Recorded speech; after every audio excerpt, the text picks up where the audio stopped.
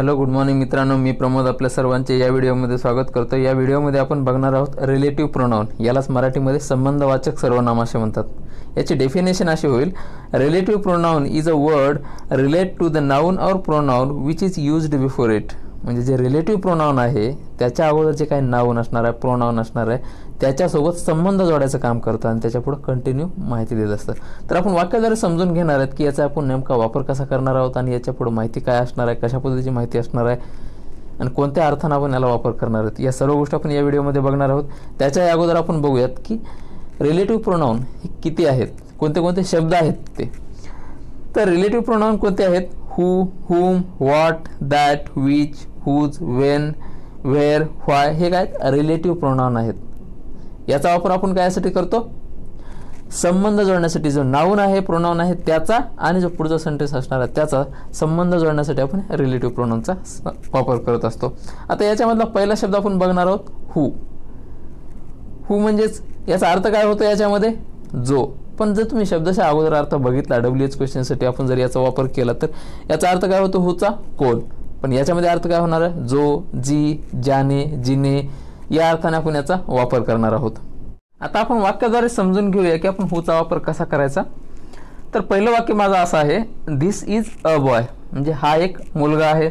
आणि दुसरं वाक्य असं आहे, ही हेल्प्स ऑल, म्हणजे तो सर्वांना मदत करतो किंवा ते सर्वांना मदत करतो। मग हे दोन वाक्य झाले, कंप्लीट आहेत। दिस इज अ बॉय, हा मुलगा आहे। ही हेल्प्स ऑल म्हणजे तो सर्वांना मदत करतो। हे दोन्ही वाक्याचे अर्थ कंप्लीट आहेत। आता याच्यावरून मला एक असं वाक्य बनवायचं आहे, मला असं म्हणायचं आहे की हा तो मुलगा आहे जो सर्वांना मदत करतो। हा तो मुलगा आहे जो सर्वांना मदत करतो। तर वाक्य कशा पद्धतीने तयार होईल? This is the boy who helps all, अशा पद्धतीने वाक्य तयार होईल। आता याच्यामध्ये द आलंय आणि पहिलं वाक्य कसं आहे? दिस इज अ बॉय म्हणलंय मी। अ बॉय कोणताही मुलगा असू शकतो आणि द बॉय आपण केव्हा यूज करतो? द ची तुम्हाला एक डेफिनेशन माहिती असेल बघा। आपण द केव्हा यूज करतो? कुठल्याही वस्तू किंवा व्यक्तीसोबत जर आपण यूज करणार, प्रॉपर नाउन सोबत आपण द यूज करत नाही, ही गोष्ट लक्षात राहू द्या। आपण जे काय कॉमन नाउन आहेत त्याच्यासोबत आपण द केव्हा यूज करतो? तर ज्याही वेळेस वस्तू किंवा त्या कॉमन नाउन सोबत आपल्याला यूज करायचा असेल तर त्या वस्तूचं किंवा त्या नावाचा उल्लेख अगोदरच्या वाक्यामध्ये जर झालेला असेल तर त्याच्याविषयी आपण दचा यूज करतो, हे माहिती असेल तुम्हाला। तर याच्यामध्ये मी कोणता बोलतोय? दिस इज द बॉय म्हणलं। द बॉय म्हणजे कोणता मुलगा, मी त्याच्याविषयी लगेच पुढे माहिती देतोय। हू हेल्प्स ऑल म्हणजे जो सर्वांना मदत करतो त्या मुलाविषयी बोलतोय मी। दिस इज द बॉय म्हणजे तो मुलगा जो सर्वांना मदत करतो। समजलंय? आता आपण हूचा इथं वापर केलेला आहे। द बॉयच्या नंतर हूचा वापर होतो ज्याही वेळेस नाउन किंवा प्रोनाउन असणार आहे त्याच्यानंतर लगेच नंतर आपण रिलेटिव्ह प्रोनाउनचा वापर करत असतो। याच्यानंतर आपण रिलेटिव्ह प्रोनाउनचा यूज केला। आता हे हू कुठं येतं? नेमकं कर्त्याच्या जागी येत असतं। नेहमी कर्त्याच्या जागी हूचा वापर केला जातो। मग याच्यामध्ये दुसरं वाक्य बघा, ही हेल्प्स ऑल म्हणजे तो सर्वांना मदत करतो असं म्हणलं मी। मग ह्या हीच्या जागी इथं हू आलेला आहे। समजलं? दुसरी गोष्ट तुमच्या लक्षात ठेवायची अशी आहे की ज्याही वेळेस तुम्ही कुठली स्पर्धा परीक्षा वगैरे देत असाल तर त्यावेळेस तुम्हाला जर फिल इन द ब्लँकसाठी रिलेटिव्ह प्रोनाउनचा प्रश्न वगैरे आला असेल तर तुम्हाला एक गोष्ट लक्षात ठेवायची आहे, ती म्हणजे ज्या वेळेस जिथं हू बसणार आहे तिथं लगेच त्याच्यानंतर एक तर हेल्पिंग वर्ब आलेला असेल, एकतर मेन वर्ब आलेला असेल, मेन वर्बचा फर्स्ट फॉर्म किंवा मेन वर्बचा सेकंड फॉर्म किंवा मेन वर्बचा पाचवा फॉर्म। पाचवा फॉर्म कोणता असतं? यस किंवा ईएस लागलेला वर्ब, त्यालाच आपण मेन वर्बचा पाचवा फॉर्म असं म्हणतो किंवा वर्बचं पाचवा फॉर्म असं म्हणतो। समजलं? हे तुम्हाला समजलं की आपण हू कुठं यूज करतो? हू आपण सब्जेक्टच्या जागेवर यूज करतो। तर दुसरं वाक्य बघू आपण। दुसरं वाक्य मला असं म्हणायचंय, a girl proposed you. A girl proposed you म्हणजे एका मुलीनं तुला प्रपोज केलं। आणि दुसरं वाक्य असं आहे, शी इज प्रिन्सिपल डॉटर म्हणजे ती प्रिन्सिपलची मुलगी आहे। अशा पद्धतीने हे वाक्य तयार झालं। आता मला ह्या दोन वाक्यावरून एक वाक्य बनवायचंय। वाक्य मला असं बनवायचंय की ती मुलगी ज्या मुलीनं तुला प्रपोज केलं ती प्रिन्सिपलची मुलगी आहे। तर वाक्य कशा पद्धतीने तयार होईल? The girl who proposed you is principles daughter, अशा पद्धतीने वाक्य तयार होईल। मी काय म्हणतोय? ती मुलगी, ती कोणती मुलगी? ज्या मुलीनं तुला प्रपोज केलं ती मुलगी प्रिन्सिपलची मुलगी आहे। समजलं वाक्य हे? तर वाक्य कसं तयार झालंय, the girl who proposed you is principles daughter. आता याच्यामध्ये जर तुम्ही बघितलं तर पहिलं जे अर्ध सेंटेन्स आहे, the girl who proposed you इथपर्यंत वाक्य आहे, त्याच्यानंतर यू नंतर इथं इज आलंय. मग आता याच्यामध्ये आपण तर आतापर्यंत असं शिकलोय की यू नंतर आपण आर वापरत असतो हेल्पिंग वर्ब, मग इथं यू नंतर इज आलंय. असं का? मग हे वाक्य चुकीचं आहे का? नाही, हे तुम्हाला समजून सांगतो मी. इथं इज का आलंय, हे इज जे आलेलं आहे इथं द गर्ल जो सब्जेक्ट आहे त्याच्यानुसार आलेलं आहे, यू नुसार इथं इज आलेलं नाही आहे. आता हेच वाक्य आपण दुसऱ्या पद्धतीने करू शकतो. याच्यामध्ये तुम्हाला इज का आला आणि कसं आलं क्लिअर होईल. दुसरं वाक्य आपण हेच वाक्य असं म्हणतोय, the girl is principal daughter, म्हणजे ती मुलगी प्रिन्सिपलची मुलगी आहे.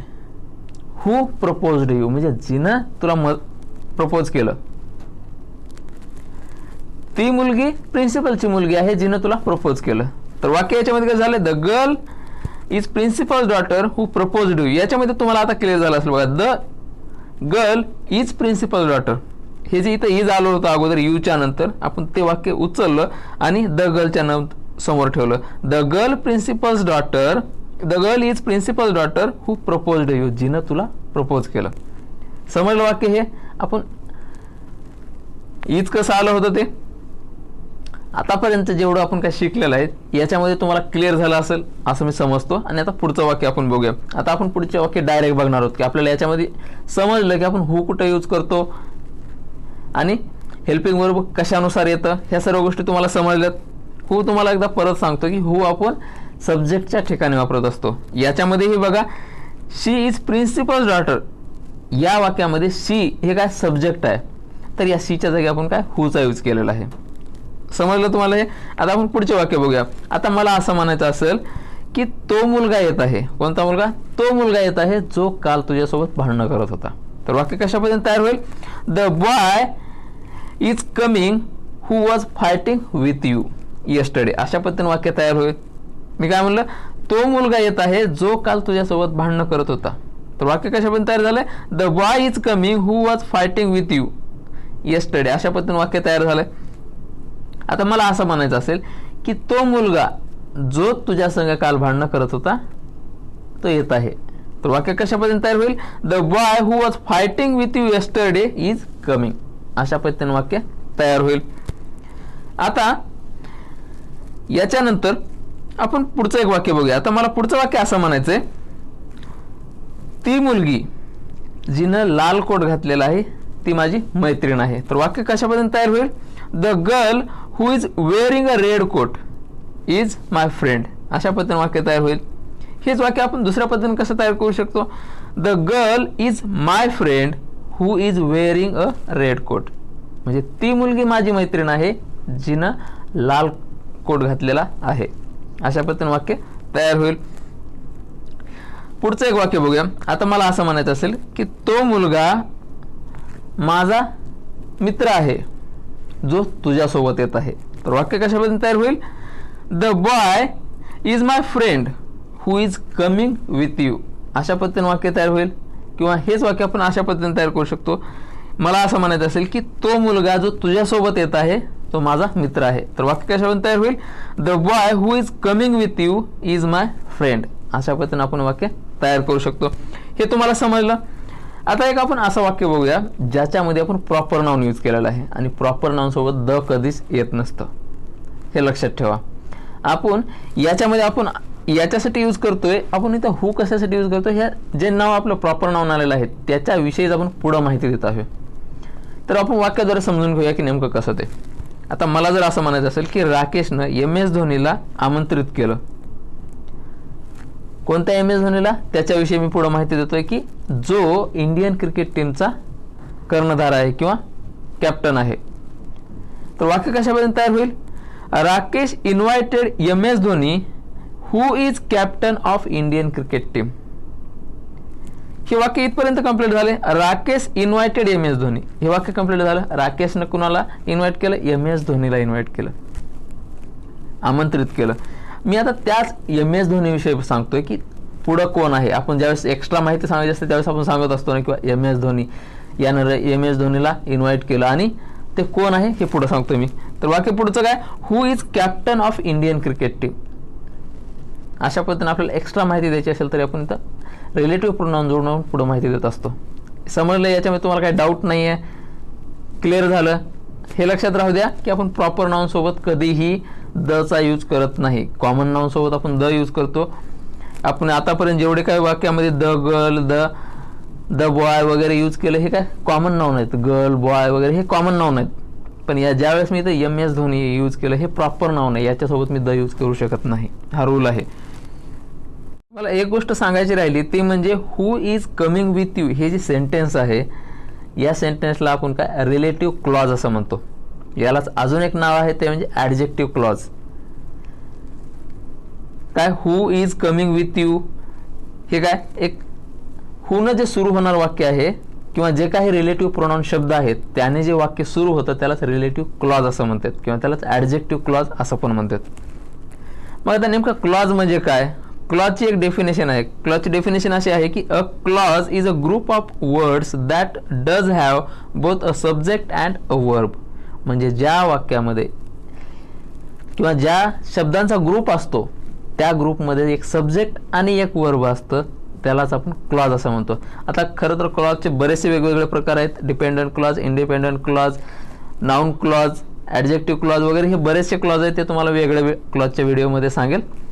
तर या व्हिडिओविषयी जर तुम्हाला काही कन्फ्युजन असेल तर तुम्ही मला कमेंट करून विचारू शकता. जर काही समजलं नाही किंवा छोट्यातली छोटी मोठ्यातली मोठी कुठलाही कन्फ्युजन असू द्या, कसंही असू द्यात, तुम्ही मला कमेंट करून सांगू शकतात. जर तुम्हाला हा व्हिडिओ आवडला तर नक्कीच लाईक करा, शेअर करा, सबस्क्राईब करा आणि अशाच पद्धतीने प्रॅक्टिस करत राहा. पुन्हा भेटूया पुढच्या व्हिडिओमध्ये. Good bye.